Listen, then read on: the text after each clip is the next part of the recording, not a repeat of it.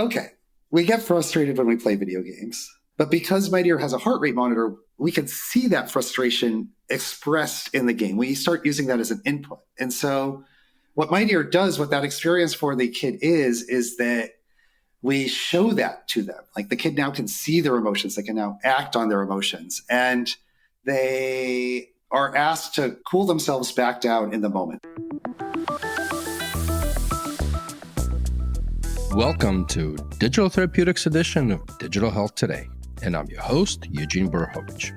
I thoroughly enjoy bringing you discussions with incredible industry leaders in every episode, and it would mean a lot to me if you could rate the podcast in your favorite player and hit that bell to be notified of future episodes.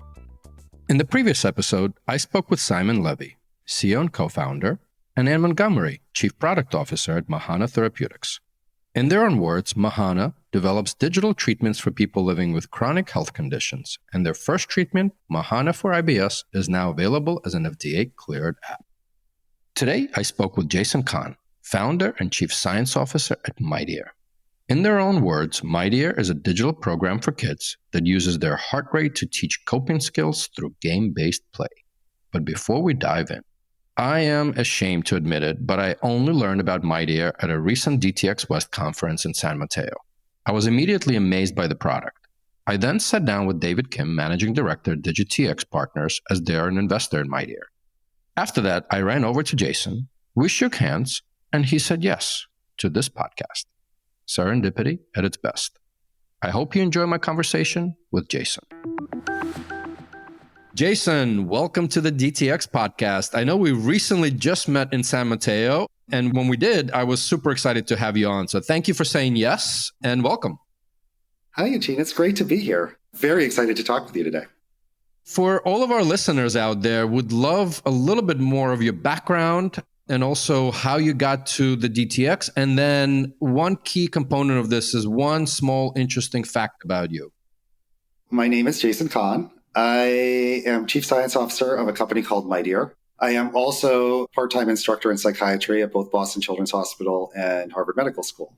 My training is in developmental psych, and I'm sure we're going to get to talk about Mightier a whole lot, but that's really, Mightier is my story into DTX, and I have a bunch of hobbies, but I think probably the one that stands out is I spend a lot of time cooking, and I'm very proud of my ability to make pretty much anything. That's an amazing skill. I may take some pointers there. So let's dive right into Mightier. What was the instigation or the trigger to start Mightier? And then also, I can only imagine what the name means, but maybe tell us a little bit more about even the logo / the name. As I said at the beginning, I started my career at Boston Children's Hospital, and it's really hard to ignore the access crisis when you are in a mental health or a psychiatry clinic. We know we have a full waiting room, but we also know we have these huge waiting lists of kids just waiting to get care. And behind every one of those kids on a list is a story of a family that urgently needs help, that they're desperate for help, and they don't have access to the services they need. Their kids are not seeing the improvement that would come with services. And sometimes things get worse. And when you actually then sit down and interact with these families, you just hear the actual personal cost of all of those is astronomical. And so I wanted to fix that. I wanted to be part of the solution on how we were going to fix that. And the name Mightier really speaks to how we see kids and how we see families. Mental health is something that can often be very hard to talk about, very difficult to talk about. And when we see kids, we see strengths, and we don't see the stigma. We don't see the challenges. We see the strengths, and we know we can build on these strengths and end up with kids who are Mightier. And so that's where the name comes from. I absolutely love that definition. I love how you guys are approaching that. And unfortunately, there's still a lot of stigma around mental health, as much as it's been publicized out there. Let's dive in. And I know I can tell the passion of helping these millions of individuals and kids and their parents as caregivers around it. But let's just briefly talk a little bit about your funding journey and some of the key milestones along the way. There are a lot of entrepreneurs, and in order to bring products to market, whether you like it or not, you need funding. So whichever way you get, it doesn't need to be VC funding. For us, we are VC backed, so we're a Series B company. We've raised, my academic nature is going to come out. We've raised in the high 20s. I don't often think about the exact number. Our funding journey, I was working in an academic hospital. I was working at Boston Children's Hospital. And a lot of that initial work took place because we had access to government grants, private grants, and being able to do the research in that setting really set us up in a place where we had a set of high quality data that we felt really good about bringing out into the world with families.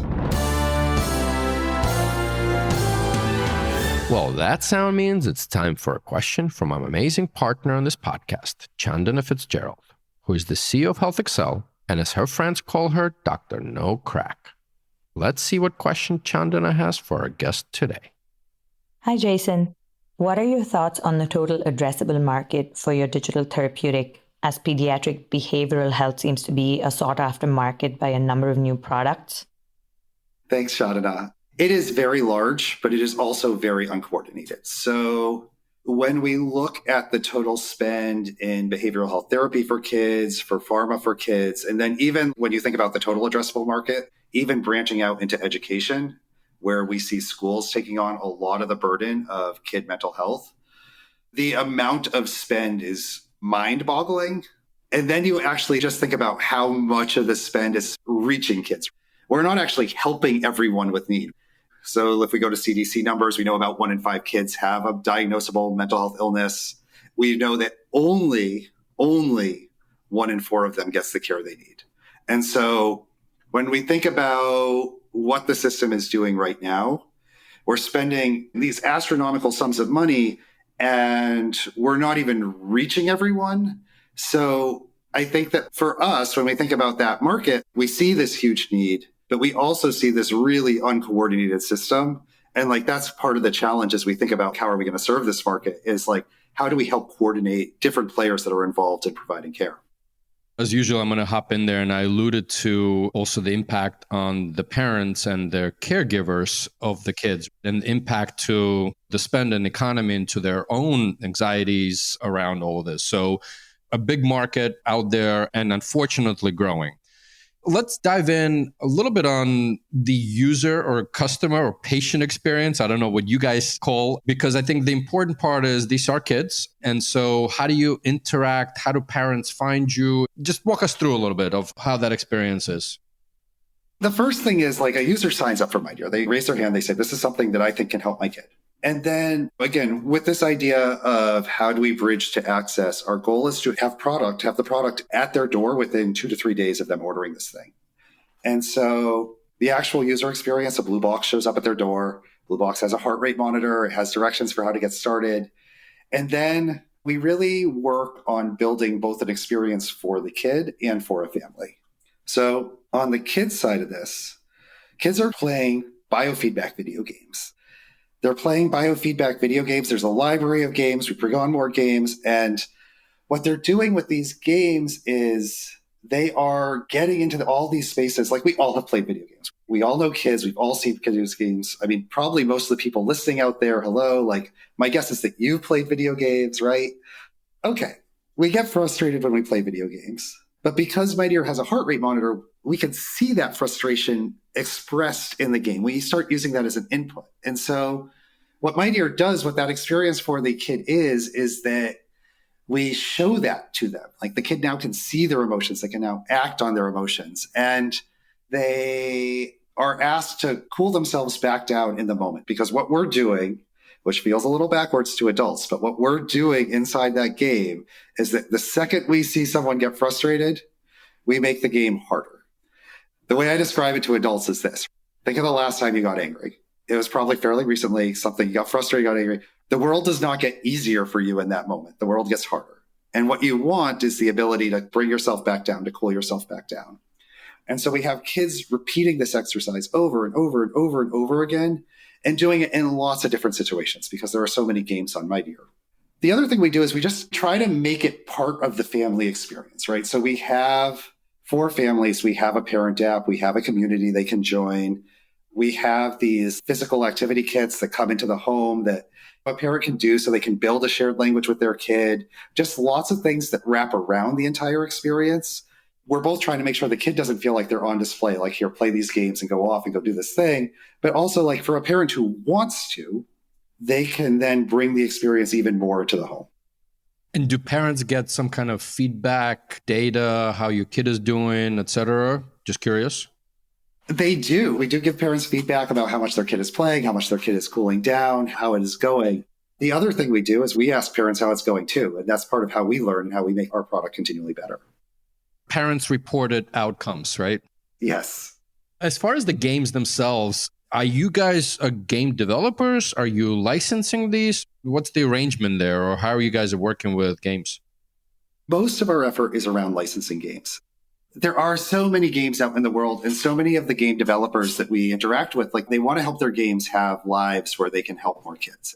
Because so many games innately have the types of challenges that really push on kids, like executive function. So things like planning, things like short-term memory, the types of things that then when a child struggles, they start to have these elevated responses. We can adapt to many, many, many, many, many games in the marketplace. And both good news and bad news for game developers, there's infinite games out there. And so we're able to then bring on and work with these games. And then the benefit for kids on the other side, is that they have this variety of experiences on Mightier. It's not just one game that has been developed by us. It's these many, many, many games. Let's actually dive into, because to me, this is fascinating, right? And I'd love for our listeners to understand a little bit. Now let's get into your world, the science world. We'd love to understand the mechanisms of action and the underlying technology, for lack of a better term, that you guys are using. When we think of mechanism, we actually think of this thing called a cooldown, which we sort of talked about when we were talking just through the product. But the idea of the cooldown is that when you get into an elevated state, you are able to exert some sort of regulation over that state. And Mightier works on sort of the psychosocial level first by scaffolding you through that cooldown. So we will give children skills like deep breathing, like progressive muscle relaxation, like guided visualization, that will help them relax, that will help them cool down. What we see over time is that the more cooldowns kids do, the more automatic cooldowns become. Kids don't feel like they need to take a breathing break, or they don't need to take a progressive muscle relaxation break, which, again, that sort of automatic response is what we hope for. Again, even just thinking about our own experiences. We don't get into an argument and then be like, okay, Eugene, I get it. This is really important. We need to work it out, but I just need to go spend 5 minutes deep breathing. That's not usually a choice that we have. And so getting kids to the point where they're able to do this automatically is really helpful in our vision of success for a kid. As kids do more cooldowns, they obviously get better at the skill. And because it's repeated and because there are all these games, we see hundreds, if not thousands, of cooldowns per player inside of Mightier. For the parents to trust you guys that you will help their kids, let's dive deeper into the evidence generation. And the magic question here also is, are you guys planning to go prescription route? Let's start on the evidence side. We deeply care about our ability to provide the best possible intervention to a family and be able to talk to a family in the most honest possible way. And so built into our product from the very beginning has been this history of randomized controlled trials, sham-controlled randomized controlled trials, like we've done externally validated randomized controlled trials done by separate teams of researchers, like this idea that our data and our findings are both trustworthy and replicable outside of our own walls. And personal opinion, but that standard of evidence should be the price of admission for anyone who wants to be in the DTX space. I don't see any other way around it. We are saying we are going to help families. We have to be able to credibly help families. We have to be able to put our data up for peer review. And if we can't do that, then we shouldn't be in this field. The question about prescription is an interesting one. I know that there are different answers to this. I personally feel very strongly about the need to figure out ways to drive access in mental health. And I think that the data that matters is our clinical trials. I think the data that matters is also the number of families that you've reached out in the world. We've been in over 80,000 homes at this point. We have these families giving us feedback, constantly telling us how we're doing in the real world, and us being able to make sure that our laboratory results translate into living rooms. That's a hard step. And for us, being able to be out there, being able to work with these families directly has been very important to me. We're going to take a quick break and be right back with Jason Kahn, founder and chief science officer at Mightier. Now, you guys, to my understanding, started with direct to consumer. How's it going? There are a lot of benefits to starting direct to consumer, and I will say that it was absolutely the right move for us. As we just talked about that, We have evidence of efficacy in a laboratory to this is something that is effective at scale is a hard one. And so by being direct to consumer, what we did is we forced ourselves to work in families to become a consumer product, to become something that was easy to get started with, to become something that was fun for kids, not just something that somebody could say like, okay, if you're in a clinical trial and someone is paying you to do this thing, you're going to get exposure to the evidence, you're going to get enough of a dose, and you're going to see improvement. And so that D2C start really forced us to like get very serious about engagement very, very fast. And it did us a lot of good. The other piece is that it really did put us in the right place at the right time. Unfortunately, we had this pandemic thing happen in 2020. And I think that unfortunately, there was a lot of kid behavioral health need that came out of that. And being able to be part of a lot of family stories, many, many family stories during that pandemic was a great honor, not just for me, but for everybody at Mightier. As we think about going forward, though, obviously, we want to be part of the medical system more. And that leads perfectly into my next question, because direct-to-consumer models require advertising, require sometimes very leaky funnels on one side of it, et cetera. And to grow your base, many of the companies in, let's call it broadly, digital health has been moving to B2B channels. Are you guys looking at that? Are you exploring different channels within it, whether it's employer, health plan, and others? Yeah, I would say all of the above, honestly. It's been an enthusiastic yes. As we just alluded to, we want to be part of the healthcare system. This is where families are. For us, the name of the game is where are families? How do we reach families? And it's been all of them. It's been insurance. It's been employer. One of the things that's been really exciting for us is Medicaid access. It's been good to grow into this because we've been able to find more families. Amazing. And I think obviously DTC has its limitations. So do B2B or employer and health plans. But I think the combination and your product is your product that can get deployed across multitude of channels to reach, to your point, and your mission of reaching kids everywhere or wherever you possibly can. We've talked about games and tech, and I always like to say that we overstress on technology, and yes, that provides us larger access because technology is more accessible than us human beings. But I'm curious how you think of humans in this equation, especially you're not planning to go prescription, so no doctor really involved in that process directly, at least from a prescription perspective. But how you look at therapists, health coaches, and other humans surrounding it, outside of the parents and caregivers, of course. I think about this and I think about our system.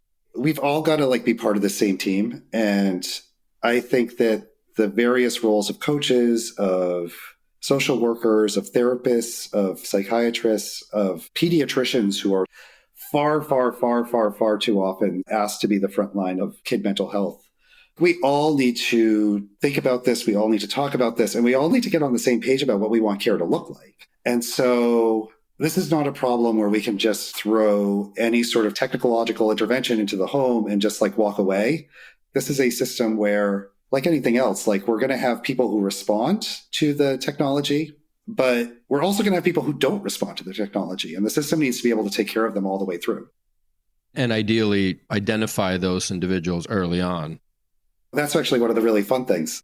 We just think about this and there are so many people.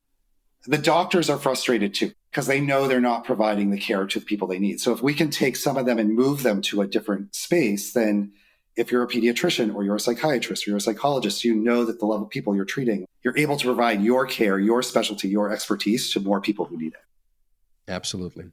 As a scientist yourself, because I always ask the question, pick one and give your thoughts or advice. So let's maybe give some advice to researchers and scientists out there that are developing the next DTX.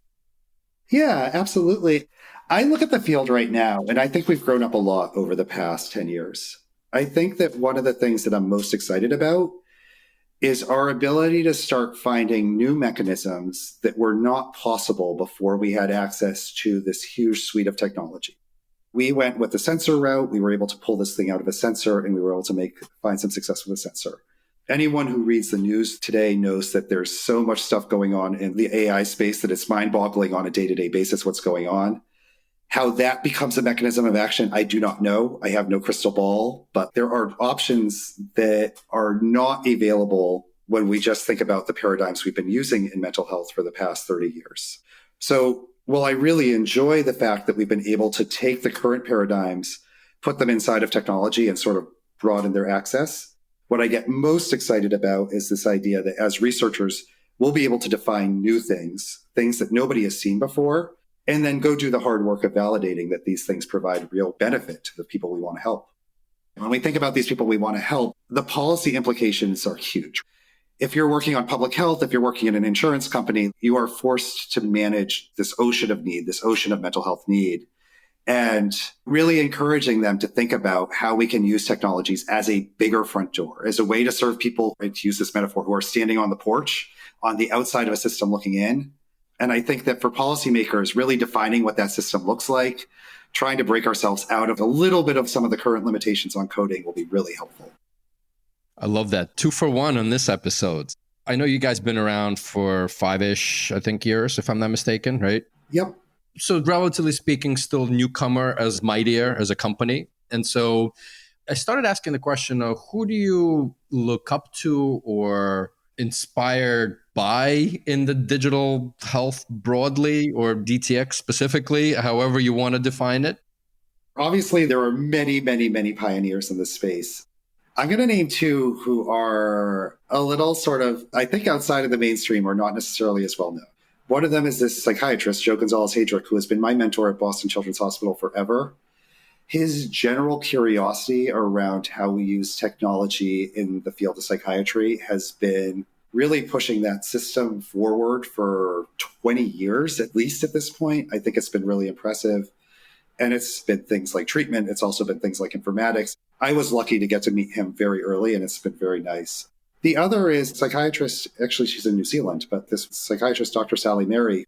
Again, this idea of how do we put kids first? How do we speak to kids? How do we speak to kids in a very authentic way? Because I think it's all too easy to fall into the trap of, look, I'm building a technology. I'm a grown-up. I'm going to treat my designs as if I am a grown-up. I'm going to treat my mechanisms as if I'm a grown-up. But really stepping back and being like, no, what do the kids need? What do these kids need? What is going to be beneficial from these kids? How do I speak to them both from a therapeutic language, but also a design language? I don't know. It's inspiring. It's very cool. Fantastic. We started with you, Jason, and as every single one of these episodes, we want to end with you as a human being that's doing some amazing stuff. So what gets you up in the mornings? Oh, I wouldn't say this is ending with me at all, but I think there are a lot of inspirational families. There are a lot of inspirational parents out there who are trying to figure out the best things out there for their kids. I know that raising a kid who has mental health illnesses can be very challenging and very draining, and it requires a lot of effort on behalf of parents. And I'm inspired by those parents. I'm inspired by how they help their kids. I'm inspired by how they think about helping their kids every day. And if I can go in to work every day and make their life a little bit easier, then I know I'm doing a good thing. Jason, thank you very much for sharing your story, what you guys are doing at Mightier, and looking forward to staying in touch. It's been great to talk to you. I'm so looking forward to keeping in touch with you, Eugene. Thank you. Thanks for tuning into the Digital Therapeutics edition of Digital Health Today, a production of Mission-Based Media. Be sure to subscribe to this podcast on your favorite podcast player so you're automatically notified each time I speak with one of these amazing leaders and trailblazers who are forging the path for digital therapeutics. If you'd like to learn more about Your Coach Health or Health Excel, you can find the links to this and more in the show notes for this episode. I'm Eugene Borohovich, and catch you next time.